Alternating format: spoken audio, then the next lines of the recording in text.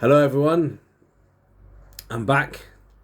Had a little break up with the family near the Lake District to refresh myself for the busy upcoming Yom Tov season. I hope many of you have had a chance to have some relaxation over the summer in what are difficult times, and hopefully we will make the most of Yom Tov, strange and difficult as it might be. We are working together with my rabbinic colleagues and the shuls together to provide as much support as we can, as many spaces as we can, so people can attend shul where they feel up to it. We'll also have shofar blowings across the community in various locations, and a pre-Yom Tov program, please God. So look out for all that information, and hopefully we'll see you either virtually on Zoom or even better at some point in person. I'd just like to catch up a little bit on the last couple of weeks. So firstly, to wish Cham Aruchim to the family of Linda Huglin, Victor, Paul, and of course Josh, David and Sam, and to the family of Marion Lipson, Julian and Tina, and to the family of Joan Cohen, who I believe was a teacher for many years here at the King David School.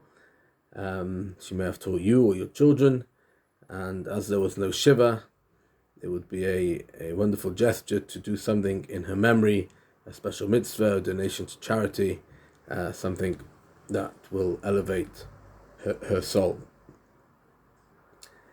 On a happier note, I'd like to wish Mazel Tov, firstly to Bill and Ann Moss, who celebrated a new granddaughter, to Linda Banning, who had twin grandchildren, to Anita and Harvey Goldstein, who also had a new granddaughter, and to David Globe and Alison Burlinson on the upcoming wedding. David will be celebrating his Ofruf here tomorrow in shul, so we look forward to having our first simcha in the shul since lockdown began. And Mazel Tov to Michael and Rosemary and to all the Globe family. It should be a union of blessing and nachas for many, many years to come. This week's Sedra of Shoftim tells us about the need to appoint judges and justices, in other words, people to enforce the law. Police, today a shoteh in modern Hebrew and Ivrit is a policeman. So the idea is that the Jewish people were told when they come to the land of Israel, they're going to have to appoint a judicial system and police people to make sure that the law is being kept. And of course, we live in times where the enforcement of the police is very, very prominent, especially with lockdown and isolation and what we can do and what we can't do.